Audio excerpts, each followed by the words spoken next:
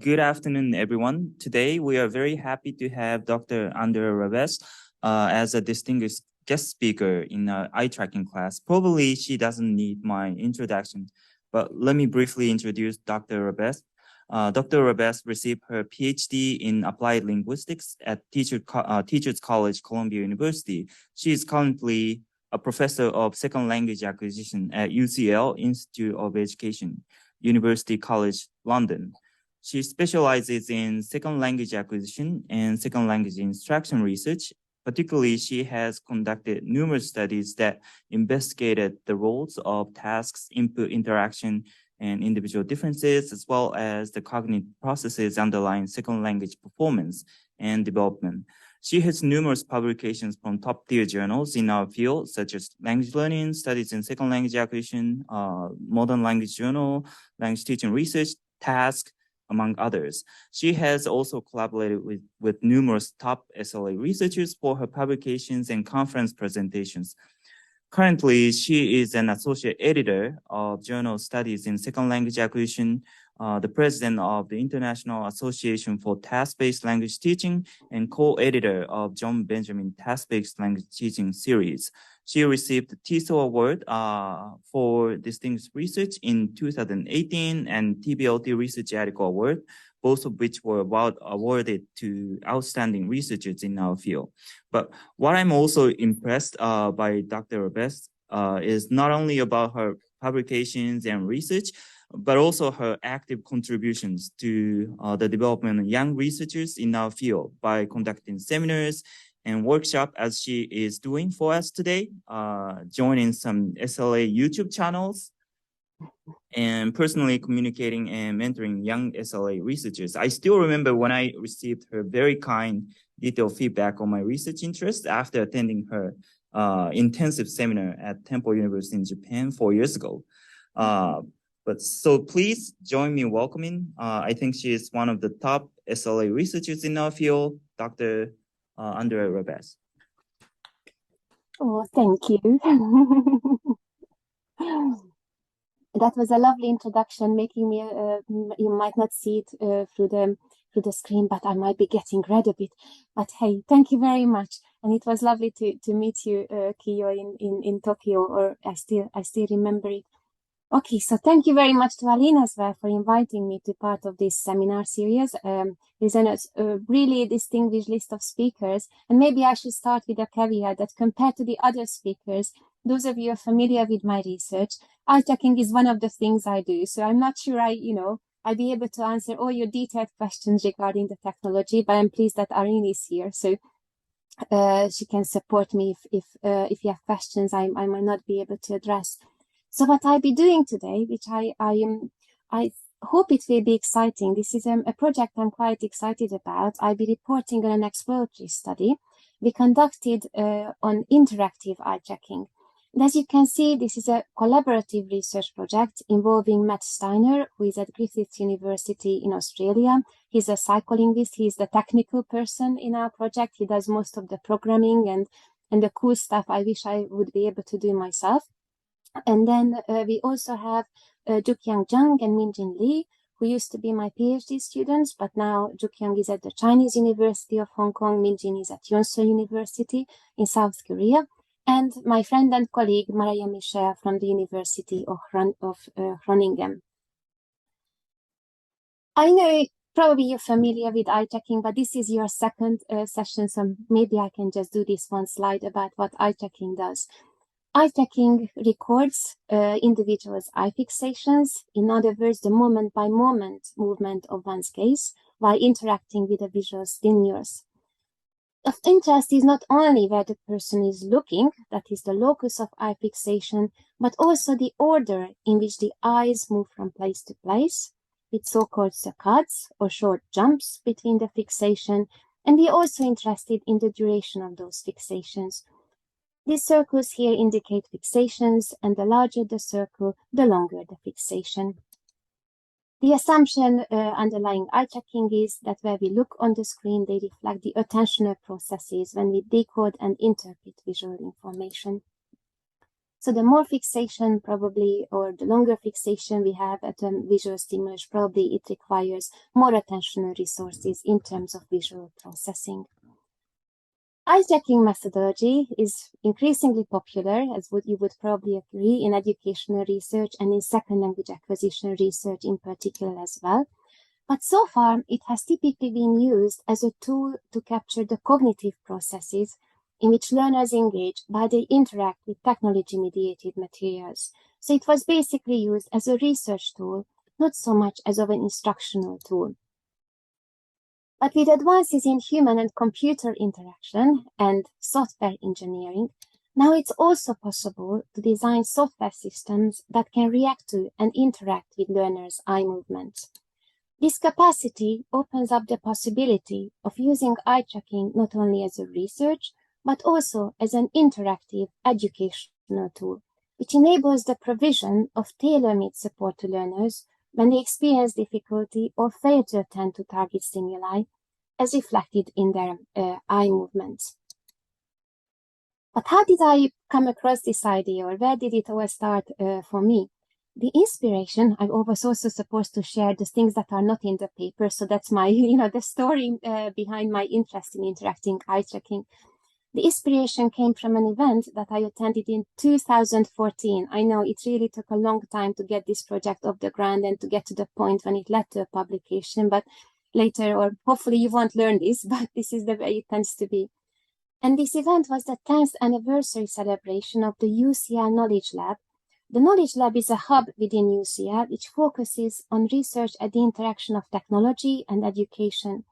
And one of the projects that was showcased at this workshop was entitled Echoes 2, Improving Children's Social Interaction Through Exploratory Learning in Multimodal Environments. The PI of this project was Kaska Parajska Pomsta. Basically, they worked on techniques that could help autistic children to interact, because that's one of the issues that autistic children struggle with. And one of the demos in this project, which I saw, involved a ball which was on the screen, and when participants or the autistic children, the idea was looked at that screen and looked at that ball, they would receive some sort of reaction when they actually interacted with their eye gazes with that ball.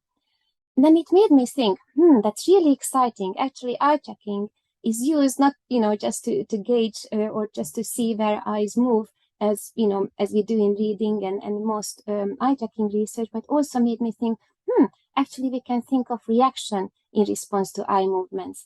And I started thinking how this could be used, in the context of second language acquisition research, and my mind already started working and I had a lot of ideas. But the reason why I'm sharing this with you, most of you are PhD students, probably all of you in the room, but it's so important to go to such events, right? Because you meet others, you get inspiration from different researchers. In my case, it was technology people, psychologists. So don't just read within SLA research, but read outside the field and try to be open-minded, because you might get inspiration for things that you might not otherwise think of. So again, I started thinking how this could be applied in SLA research. And then, of course, my area is instructed second language acquisition. I was interested how we could use it for second language instruction. As you all know, probably you've already taken an introduction to second language acquisition course. In second language acquisition research, it generally assumed that if we would like to optimize second language development, then learners' attention needs to be drawn to linguistic features. Why is that? Why is attention important? Why do we need to draw learners' attention to add to features? Because we know that not everything that's in the input actually gets processed by the learners. And we also know that attention is a principal cognitive mechanism which mediates the process of selecting input for further processing. This is captured in Schmidt's noticing hypothesis, and which, one of the main tenets of this hypothesis is that learners must pay attention to the input to ensure that it becomes intake for further processing. In general, in SLA, I think everybody would agree with that attention is a necessary condition for language learning to occur. Of course, when it comes to awareness, that's a lot more contentious issue, but attention is key to SLA. And again, this is not something that researchers would dispute. Why is it? How do we know? Why is it important to have attention? If learners don't pay attention to certain linguistic features, we also know from SLA research that second language development may cease. And one reason for that is researchers argue that learners may not pay attention to new features of the input once they have comprehended those features and they understand what is being conveyed. I'm sure you have this experience, you're all either native speakers of English or you're really advanced second language users of the language. When I listen to the news, I understand everything, right? So I mean, not everything, but most of it, most of the time. So I stopped paying attention to linguistic features in it. So in a way, if I would like to develop my English language development at this stage, probably it would be really important for me to pay attention to those features. And some sort of attention getting would be helpful for me. And I think that's what happens to many advanced speakers. And that could be one reason why fossilization occurs. So it's important to identify, again, attention-getting techniques to facilitate auto learning, especially at the stage when we can already comprehend input and processing for input is not a challenge anymore.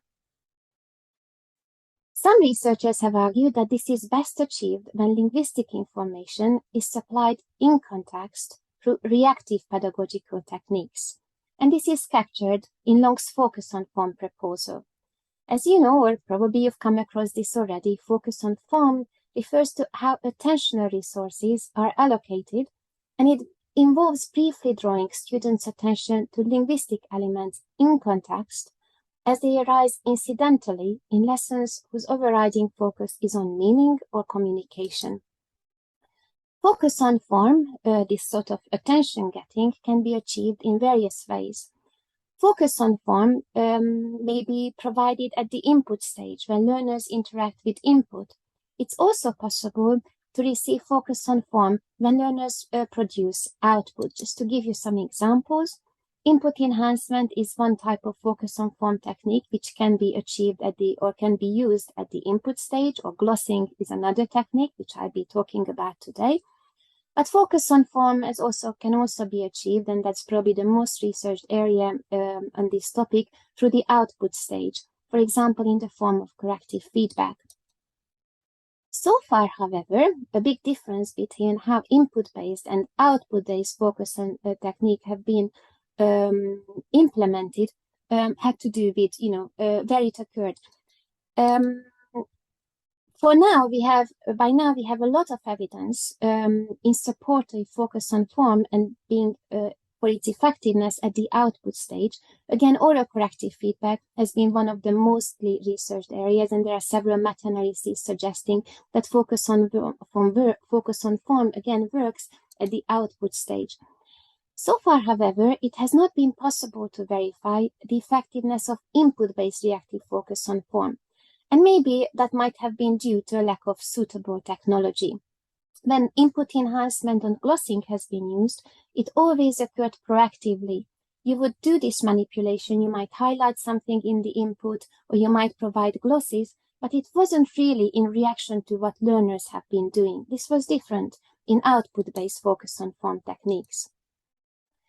And then I was thinking that the gaze contingency facility of eye tracking actually may help achieve this, because it has the potential to draw learners' attention to auto constructions in an adaptive and reactive manner in the context of reading. Okay?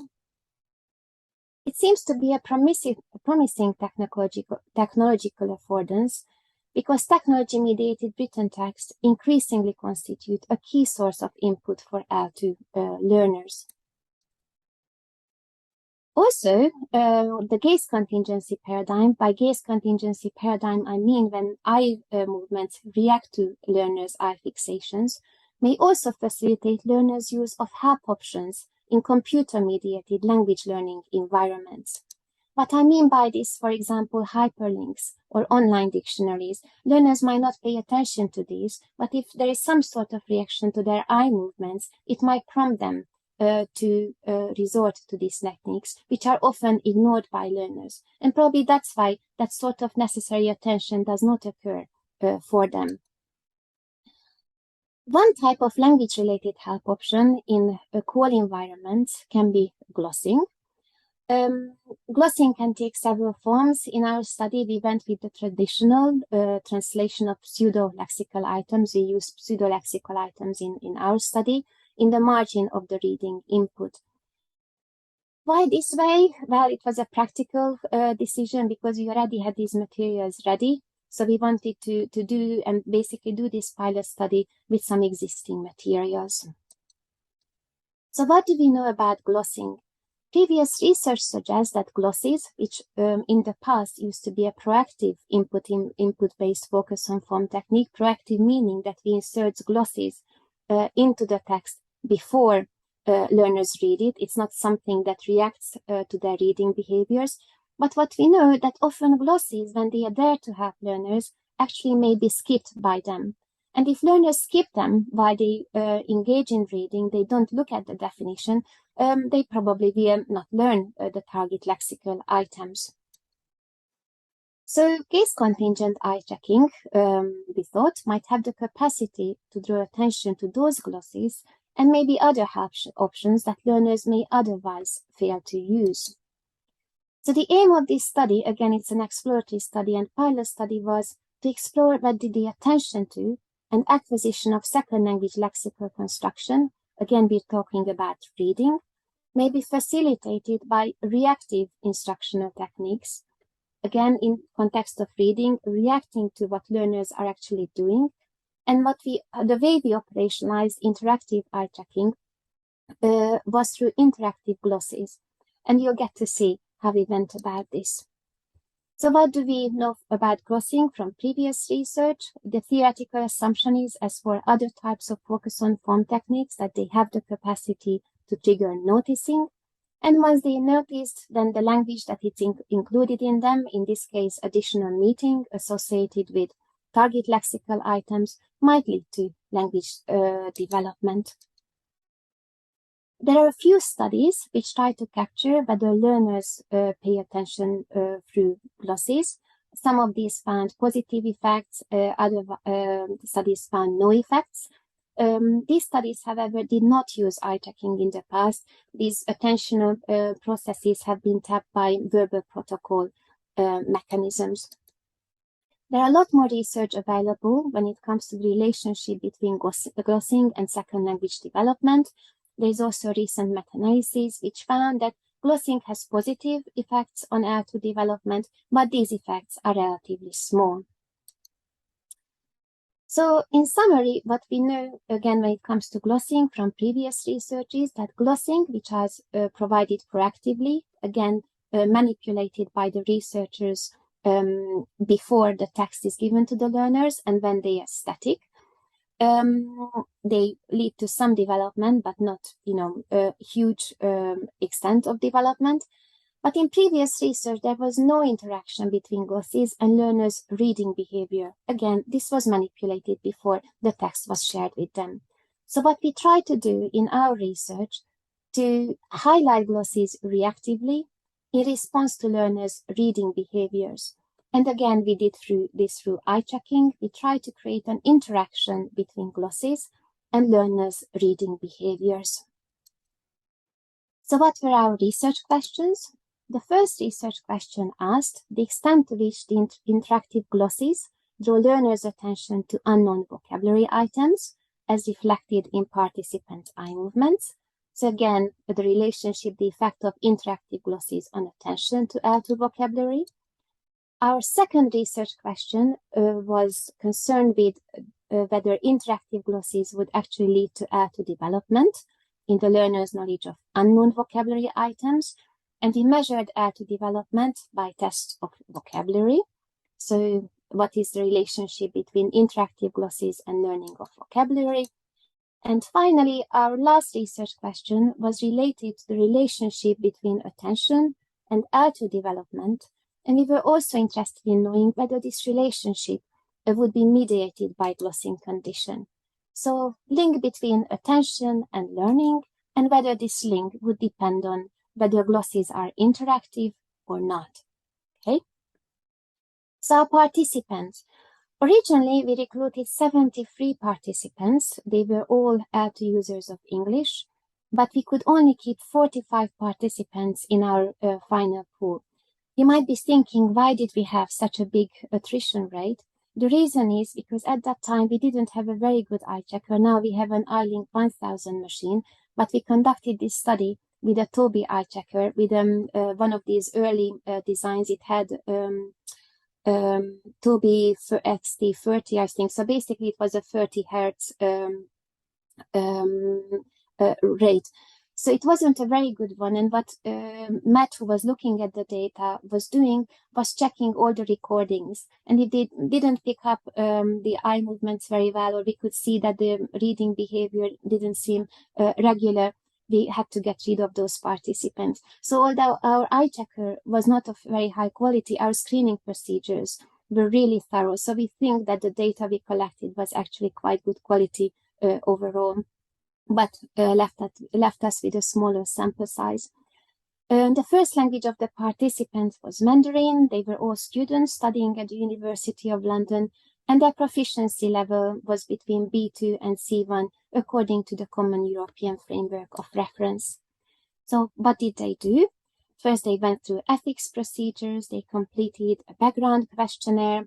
We administered a proficiency test to them. It was the Cambridge Advanced English Test.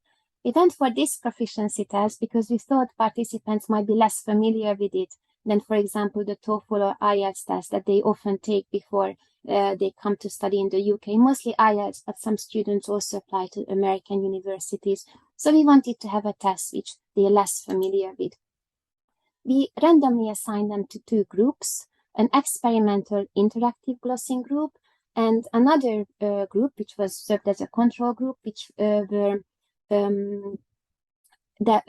exposed to traditional glosses. Both groups read two texts. These were taken from past TOEFL tests, academic tests. One of them was on petroleum resources, the other one on the Cambrian period. Both of them, one of them related to geology, and the other one was most related to biology. Again, as I mentioned earlier, we used the Tobii X2 eye checker to capture participants' eye movements. Not a very good eye checker, but that's what we had at the moment. The texts were presented across 5 pages. Each page was followed by 1 or 2 reading comprehension questions. We included the reading comprehension questions to make sure that participants actually read the text for meaning as well. This is really important in input enhancement studies in general, and glossing can also be considered as an input enhancement technique. We use double-space Courier font in the text. We use pseudo-words to control for previous knowledge of the vocabulary items. We had 10 lexical items, for example, stragon. They were all nouns. They appeared once in the text. They had English orthographic and morphological rules, and they all included 7 letters and 2 syllables. They were glossed with Mandarin translations in the margin of the text. It looked like this. So here was the text, then we had the pseudo word, in this case, dragon, and then that was the target word. And then in the margin, we had a Chinese translation in the form of a gloss. Again, the 2 conditions differed as to whether the texts were accompanied with interactive glosses or with normal traditional static glosses. So the static glosses look like this. You might be wondering why the text is highlighted. It had to do with the comprehension questions from the TOEFL text. It didn't have to do with the experimental manipulation. So now comes the interesting part. How did we actually operationalize interactive glossing? Again, we wanted learners to look at these glosses, but what we know from previous research, often learners, when they exposed to glosses, they might not look at them. And if we think of glossing as a way to facilitate vocabulary acquisition, we want learners actually to look at those glosses. We don't want them to skip those. So when participants fixated on the in-text target word, in our case it was dragon, remember, and if they fixated at the gloss associated with that target word, highlighting did not occur. That's how the programming was done, because in a way, participants did what our intention was. They looked at the target word and then they visited the associated gloss. On the other hand, when the gloss appeared in the margin and participants looked at the target word, but they did not look at the gloss, they did not gaze at the gloss within a few fixation, then we sort of highlighted that gloss, indicating, hey, here's some important information for you. Look here. And then the way it was done, highlighting occurred 3 times for 300 milliseconds. This was determined through piloting. We did, we asked a small number of students before to do this experiment, and then we decided that this was salient enough, but didn't really interfere with reading as much that participants were distracted from the text. So let me show you an example. This is not exactly what we did in the study, but here you can see how this interactive eye tracking actually works. So hopefully you get to see the recording now. So here, this person is reading. You can see the eye movements with that little square. And then when it gets to our target word, you will get to see a highlight. This is not the exact manipulation we did, but it gives you a good idea how this works. Okay, so now the participant looked at dragon and you saw the highlighting, right? So what is cool about this, at least I think it's quite fascinating, that here's the eye tracking and actually there is a reaction to it. And hopefully in this way we can draw learners' attention to this target form. Okay, so I show you now how it actually, I don't have very good recordings, apologies. I'll show you another one later, which is slightly better. But here, this shows you exactly what happened. So 3 times when they got to that, the word dragon, they would get this sort of highlighting. Right, and then they were administered a post-test, which included a form recognition test and a meaning recognition test. The form recognition test was basically a test where they had to tell and indicate whether they remember seeing the target items, yes or no. We had 10 target items and 10 distractors. Distractors were items which did not actually appear in the text. In the meaning recognition test, they could see the target vocabulary, and then there were options which were in Mandarin Chinese, and one of them had the correct meaning associated with the target word. We had 10 target items and 10 distractors. Looking back, when I was putting together this presentation, I was wondering whether we actually needed the distractor items. Probably for the meaning recognitions test we didn't, but we did need it definitely for the form recognition test. The eye tracking analyses involved traditional analyses that most eye tracking studies would do. We looked at fixation counts and total fixation durations. As part of the statistical analysis, we ran a series of mixed effects models. The random effect was participant, and our fixed effects and dependent variables varied across the research questions. I'll be sharing this with you when I go through the results. We used R² as a measure of effect size. Following Plomsky and Oswald, we went for these effect size estimates. I know slightly controversial because these come from mixed effects models, but this is what we settled on in consultation with Dr. Plomsky. So looking at first what we did, we wanted to make sure that the two groups were comparable. So we conducted some preliminary analyses. Fortunately, the two groups did not differ in terms of proficiency. It was also helpful to see that text comprehension was the same. It could have happened that maybe participants get distracted by interactive eye tracking, and maybe they don't comprehend the text so well, but there didn't seem to be a difference in terms of text comprehension, which again we thought was good news. In terms of content familiarity, again, there was no difference between the two groups. This is important when it comes to reading because content familiarity is a good predictor of reading comprehension. And they spent the same amount of time on the two tasks, which was also interesting to see. Again, interactive eye tracking might have led to a difference in terms of time on task. Another thing that we do, which was Matt's idea, but I think it was really neat to do that, we also looked at the mean fixation duration. From L1 research, we knew that L1 readers typically the mean fixation duration is 225 milliseconds. And there was another study where this was compared to L2 users, and apparently they spent about 20 extra milliseconds. And our study seemed to be quite aligned with this observation. The mean fixation duration at words was 245.77 milliseconds. So it seemed like our participants engaged in natural reading behavior according to their proficiency level. So let's look at our results. Our first research question, as you might remember, was related to the effect of interactive glosses on attention to L2 vocabulary items. To address this question, our random effect in the model was participant, and our fixed effect was the glossing condition, and the dependent variables were the fixation count measure and the fixation durations. And we calculated these measures both for the target items and the glosses. And here's what we found. In this figure, you can see the results for fixation counts. The orange columns indicate the interactive condition.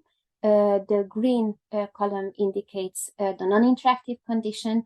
And as you can see, there was a significant difference between the two groups, with the interactive group having a larger number of fixations, both at the target words and the glosses. We found similar results for fixation duration. Again, you can see that when it comes to the interactive condition, there was a larger fixation duration, both for the target words and the glosses.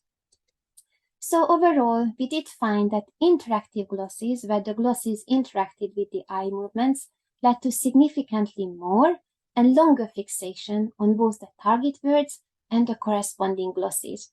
The effect sizes were not particularly large. They accounted for between 3 to 5% of the variation. So we wanted to have a closer look as well. What did actually happen across several fixations? And we were wondering whether interactivity influenced how often participants looked at the gloss after they actually fixated on the target words.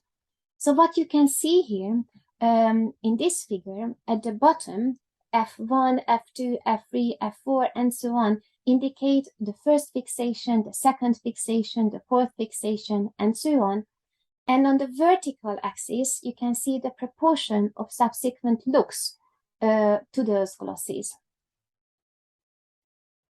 So for example, just to explain this to you, when you look at fixation 4, it's going to tell you how much percentage or how many times participants actually looked at the gloss within the fourth fixation after they looked at the target word.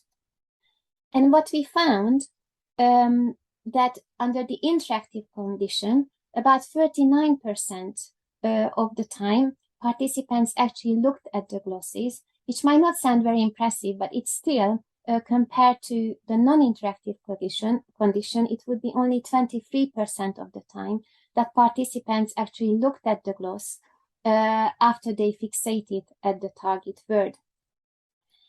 And then we did some follow-up statistical analyses, and what we found that when it comes to the difference between the various fixations following the target word, for the first two fixations, there was no difference between the interactive and non-interactive condition, but there was a difference from the third fixation onward. And this was interesting because there was some sort of delayed effect when it comes to interactive eye tracking. Right, so moving on to the second research question, which was concerned with the effect of interactive glosses on the learning of vocabulary items. This time we ran a series of binomial mixed effects models. Our random effect again was participant, the fixed effect was glossing condition, and our dependent variables were participants' performance on the form and meaning recognition test. Again, similar type of figures. The orange is still the interactive condition, green columns indicate the non-interactive condition.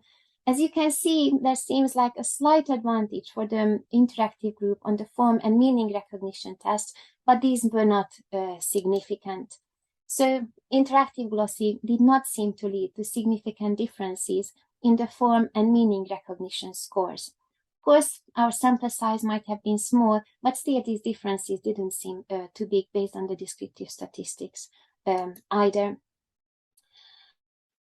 Okay, so moving on to the third research question, this had to do with the relationship between attention to vocabulary and second language learning of vocabulary, and again, whether this was influenced by interactive condition. Again, a series of binomial mixed effects models were conducted. Our random effect was participant, and our fixed effect this time was the fixation count or fixation duration, depending on the model. And we looked at both target items and glosses. We also had glossing condition as a main effect, and we also looked at the interaction. So we had 3 fixed effects this time. And the dependent variables were the form and meaning recognition scores. Okay. We found no significant relationships between our eye tracking measures and the meaning recognition scores, which was a bit disappointing. But we did find, interestingly, a significant but small size interaction between the number of fixations at glosses and the form recognition scores. So only when participants looked at the glosses, I mean the number of fixation and the glosses and the form recognition scores. This figure illustrates this relationship. Again, the green is the non-interactive condition, the orange is the interactive condition. And as you can see, the more times participants looked at the glosses, when it comes to the interactive condition, the higher form recognition scores they had. On the other hand, under the non-interactive condition, the more fixation participants had the glosses, actually they had lower form recognition scores. Really interesting, right? So again, under the interactive condition, more fixation, better learning. But when it comes to the non-interactive condition, larger number of fixation are actually associated with lower form recognition scores. Okay, so let me summarize these results before turning to the discussion of the findings. When it comes to interactive glosses, we found that they were more effective in promoting attention to new vocabulary items. This was reflected in more and longer fixations at the target items and glosses. Glossing condition had no significant impact on form and meaning recognition scores. And we did find that more fixations at interactive glosses led to better form recognition scores. So let's look at this first finding in more detail. So in a way, this was expected, right? Interactive glosses did draw learners' attention to target lexes as we had expected, and it seemed like they might have the capacity indeed to draw learners' attention to target items or language input or maybe other call options as well that they would otherwise ignore, right? Remember, participants only received this highlighting when they didn't look at the gloss initially. So it wasn't something that happened all the time. It only happened when they didn't look at the gloss on their own. So it seems that highlighting glosses dynamically maybe made the glosses more salient to learners, thus it succeeded in drawing their external perceptual attention to the glosses and the related in-text lexical items. I'm not sure whether you're familiar with the distinction between external and internal attention. This is a relatively, not really new, but one attentional model from psychology that researchers tend to draw on recently. There is a distinction between external and internal attention. And in our case, probably external perceptual attention might have occurred, which might not have led to internal attention, but I get to back to this later. Moving on to the second finding, why is that we had this attention, maybe external attention, but still it didn't lead to learning. What could be some explanations for this? Why didn't we find effects of interactive glosses on form and meaning recognition scores? Well, one possible explanation for this could be that participants had little exposure to the in-text target lexical items. Remember, every target item appeared only once, and the glosses, of course, appeared only once as well to go with these items. And the average fixation number was just 2 on the target items and 1.28 on the glosses. So maybe just not enough exposure. Another possibility, this might have been different if there had been repeated exposure, which might have enhanced the possibility that in addition to external attention, learners' internal attention is also drawn to these linguistic features. Another reason why maybe second language development did not occur, despite the fact that learners' attention has been drawn to these linguistic features might be that the target items were not essential for comprehension.